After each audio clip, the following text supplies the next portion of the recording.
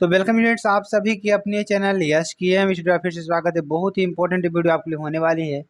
Important क्यों है अभी आपको पता चल जाएगा, सारी चीज़ों को डिस्कस करेंगे, बस आप हमारे साथ बने रहेंगे तो ठीक है। चलिए यहाँ पे हम बात करने वाले हैं कक्षा 10 हाई स्कूल की 2021 और 22। देखिए यहाँ पर जो पैटर्न है, पैटर्न के बारे में बात करेंगे और 2023 में क्या चेंजेस किए गए हैं उसकी बात करेंगे, क्योंकि आपके लिए सिलेबस जानना बहुत ही इम्पोर्टेंट है। ठीक है, तो इसमें देखिए पहले आपको पूरा मॉडल पेपर हम बता देते हैं और आपको समझा देते हैं। ठीक है, तो यहाँ पर गणित का पेपर की बात करें, गणित के पेपर में क्या क्या चीज़ें आने वाली हैं, क्या क्या चीज़ें नहीं आएंगी, सारी चीज़ों को डिस्कस करेंगे। बस आप हमारे साथ बने रहेंगे तो इसकी पीडीएफ भी आपको मिल जाएगी एसकेएम स्टडी टेलीग्राम चैनल पर और एसकेएम स्टडी ऐप पर और skmstudyclasses.com वेबसाइट पर भी मिल जाएगी। ठीक है, तो आपको पीडीएफ डाउनलोड करने के लिए एसकेएम स्टडी ऐप को भी डाउनलोड करना होगा, जो कि प्ले स्टोर पे आपको मिल जाएगा, और एसकेएम स्टडी टेलीग्राम चैनल को भी ज्वाइन कर लेना है। ठीक है, चलिए आपको बताने का प्रयास करेंगे और समझाने का प्रयास करेंगे क्या क्या चीज़ें आती है। ठीक है, तो इसमें देख लीजिए प्रारंभ के जो 15 मिनट हैं परीक्षार्थियों को प्रश्न पत्र पढ़ने के लिए निर्धारित किए गए हैं।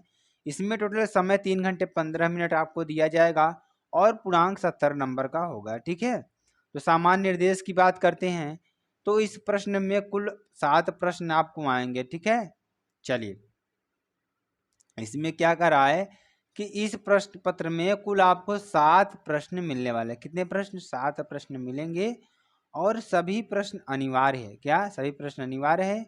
प्रत्येक प्रश्न के आरंभ में स्पष्ट उल्लेख है कि उसके कितने खंड करने हैं। तो उसमें आपको प्रत्येक खंड में आपको वहाँ दिख जाएगा ऊपर ही कि आपको कितने खंड करने हैं, कितने खंड नहीं करने हैं। ठीक है, तो ये रही बात आपके खंड करने की। अब चलिए तीसरे पॉइंट की बात करते हैं, चौथे पॉइंट की बात करते हैं जो आपके लिए वेरी वेरी इंपॉर्टेंट है, ये भी है। तो प्रत्येक प्रश्न के अंक उसके सम्मुख अंकित है। जो प्रत्येक प्रश्न के अंक होंगे उसके सम्मुख अंकित हैं। प्रथम प्रश्न के आरंभ कीजिए और अंत तक करते जाइए। जो प्रश्न न आता हो उसमें व्यर्थ समय नष्ट न कीजिए। ये भी कह रहा है कि आप पहले प्रश्न से स्टार्ट करिए, लास्ट तक करते जाइए, और जो आपको प्रश्न न आ रहा हो वो प्रश्न आपको छोड़ देना है। ठीक है, चलिए यदि रफ कार्य के लिए स्थान अपेक्षित है तो उत्तर पुस्तिका के बाएं पृष्ठ पर कीजिए और फिर काट दीजिए। उस पृष्ठ पर कोई हल न कीजिए। ठीक है, चलिए अगला देखिए, रचना के प्रश्नों के हल में रचना रेखाएं न मिटाइए। यदि पूछा गया हो तो रचना के पद संक्षेप में अवश्य लिखिए। ठीक, प्रश्न संख्या 1 के अतिरिक्त सभी प्रश्नों के हल के क्रियापद स्पष्ट रूप से लिखिए।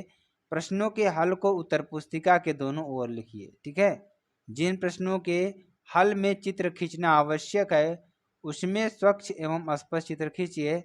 चित्र के बिना ऐसा हल अशुद्ध तथा अपूर्ण माना जाएगा। लेकिन साफ साफ यह भी कह रहा है कि आपको जिसमें चित्र पूछा जा रहा है, ठीक है, उसका चित्र अवश्य ही बनाना है। अगर आप चित्र नहीं बनाते हैं तो आपका वो प्रश्न अशुद्ध माना जाएगा। क्या माना जाएगा? अशुद्ध माना जाएगा। ठीक है, चलिए आगे आपको बताते हैं। अब प्रश्न नंबर 1 की बात करेंगे। प्रश्न नंबर 1 में देखिए सभी खंड आपको करना अनिवार्य होगा। इसमें क्या करना होगा? सभी खंडों को करना अनिवार्य होगा। इसमें आपको टोटल 6 प्रश्न पूछे जाएंगे। कितने? 6 प्रश्न पूछे जाएंगे। जैसे हम आपको बताते हैं, पहला प्रश्न देखिए क्या कह रहा है कि निम्नलिखित में से कौन सा सअभाज्य संख्याओं का युग्म है। यानी निम्नलिखित में से कौन सा सअभाज्य संख्याओं का युग्म है। इसमें देखिए 4 ऑप्शन आपको दिख रहे होंगे। ठीक है, चारों ऑप्शन में से कोई एक ऑप्शन सही होगा। ठीक है, उन ऑप्शन को आपको अच्छी तरीके से सॉल्व कर देना है। ठीक है, तो ये आपके लिए इंपॉर्टेंट है जानना। ठीक है, चलिए अब यहाँ इसी तरीके से आपको 6 प्रश्न मिलने वाले हैं। 6 प्रश्नों को आपको अच्छी तरीके से कर लेना है ताकि आपको कोई दिक्कत ना हो। ठीक है, इसी तरीके से आपको दूसरा प्रश्न देखिए, द्विघात समीकरण। ठीक है, 3x स्क्वायर क्या करा है? 3x स्क्वायर माइनस 4x बराबर 0 के मूलों का गुणनफल होगा। तो इसका गुणनफल क्या है उसके बारे में भी आप लोग देख लीजिए। ठीक है, तो अच्छी तरीके से आपको समझ में आ जाएगा। ठीक, चलिए आगे आपको बताते हैं। अब खंड 2 की बात करेंगे, दूसरे प्रश्न की बात करेंगे। तो इसमें आप देखिए कितने प्रश्न पूछे रहे हैं। आपको 4 प्रश्न पूछेंगे। ठीक है, अब चारों प्रश्नों का आपको करना होगा। चारों प्रश्न आपको एक एक नंबर के होंगे। कितने नंबर के? एक एक नंबर के होंगे जो कि वेरी वेरी मोस्ट इंपॉर्टेंट होंगे, ठीक है।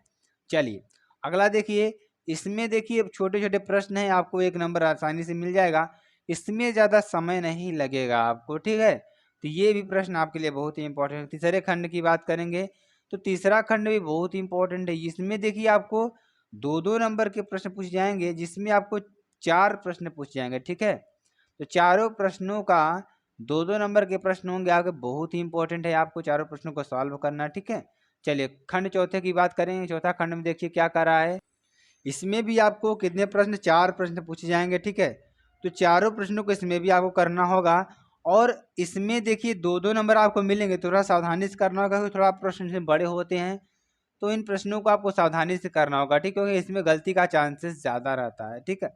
तो इन प्रश्नों को अच्छी तरीके से आपको सॉल्व कर लीजिए। इसमें पहला प्रश्न क्या है कि यूक्लिड विभाजन प्रमेयिका का प्रयोग करके 272 और 1032 का HCF ज्ञात कीजिए, ठीक है। चलिए 5वें नंबर की बात करेंगे। 5वें नंबर देखिए क्या है, बहुत ही इंपॉर्टेंट ये भी है। तो 5वें में आपको 4-4 नंबर वाले प्रश्न मिलेंगे, ठीक है। कितने नंबर वाले, 4 प्रश्न वाले नंबर आपको मिलेंगे, प्रश्न मिलेंगे, बहुत ही इंपॉर्टेंट ये भी है।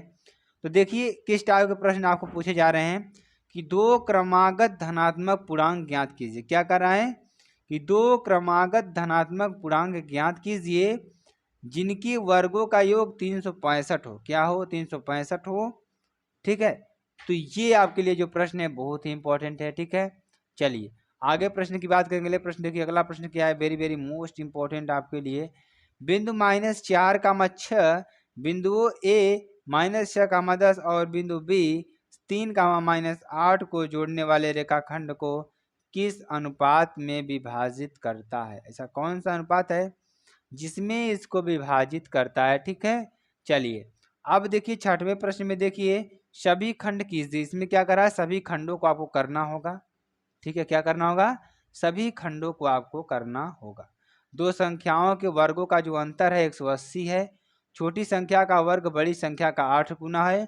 तो दोनों संख्याओं को ज्ञात कीजिए। ऐसे प्रश्न आपको पूछे जाएंगे जिसमें आपको 4 अंक मिलने वाले। कितने अंक, 4 अंक मिलेंगे, और बहुत ही इंपॉर्टेंट आपके लिए प्रश्न होंगे, ठीक है। आप इन प्रश्नों को भी लिख लेंगे ताकि एग्जाम में इन प्रश्नों को रिवीजन, देखिए मैथ क्या होता है कि आपको प्रैक्टिस करना होता है, ठीक है। तो जैसे दूसरा प्रश्न दे दिया है 6वें कक्षा में, तो दी गई आकृति में छायांकित क्षेत्र का क्षेत्रफल ज्ञात कीजिए जहां ABCD 14 सेंटीमीटर का एक वर्ग है, ठीक। चलिए आगे आपको बताते हैं। इसी तरीके का आपको इसमें 4 प्रश्न पूछे जाएंगे, चारों प्रश्नों को आपको सॉल्व करना होगा, बहुत ही इंपॉर्टेंट है ये, ठीक है। चलिए अगला देखिए 7वें नंबर की बात करेंगे। 7वां नंबर में देखिए क्या है, सभी खंड कीजिए। इसमें आपको सभी खंड करना होगा। इसमें देखिए 2 प्रश्न पूछे जाएंगे। पहला प्रश्न देखिए क्या है कि निम्न समीकरणों के युग्मों को रैखिक समीकरणों के युग्म में बदल करके सॉल्व कीजिए, ठीक। तो इसमें आपको अथवा 2 ऑप्शन दिया जाएगा, अथवा में आपको करना होगा, ठीक है। या तो आपको ऊपर वाला करना होगा या तो नीचे वाला करना होगा, ठीक है। चलिए चौथे नंबर में ख में देखिए, ख में भी आपको इसी तरीके से आपको प्रश्न पूछेंगे। सही प्रश्नों को आपको स्क्रीनशॉट कर लेना है, नहीं तो उसकी PDF आपको SKM study Telegram channel, SKM study app और skmstudyclasses.com वेबसाइट पर मिल जाएगा, ठीक है। तो ये आपके लिए जो 7वां प्रश्न है, इसमें ख देखिए क्या है, एक बहुमंजिल भवन के शिखर से देखने पर एक 8 मीटर ऊंचे भवन के शिखर और तल के अवनमन कोण क्रमशः 30 अंश और 45 अंश है। बहुमंजिल भवन की ऊंचाई और 2 भवनों के बीच की दूरी ज्ञात कीजिए, ठीक है। तो ये आपके लिए बहुत ही इंपॉर्टेंट है और आपके लिए बहुत ही महत्वपूर्ण होगा। तो मेरे प्यारे स्टूडेंट्स, आपको इस सिलेबस को लिख लेना है, और जितने ही प्रश्न आपके सामने आए हों उसका स्क्रीनशॉट ले सकते हैं, या इसकी PDF आपको SKM टेलीग्राम चैनल पर मिल जाएगी। तो स्टूडेंट आपको वीडियो कैसी लगी कमेंट सेक्शन में बता दीजिएगा।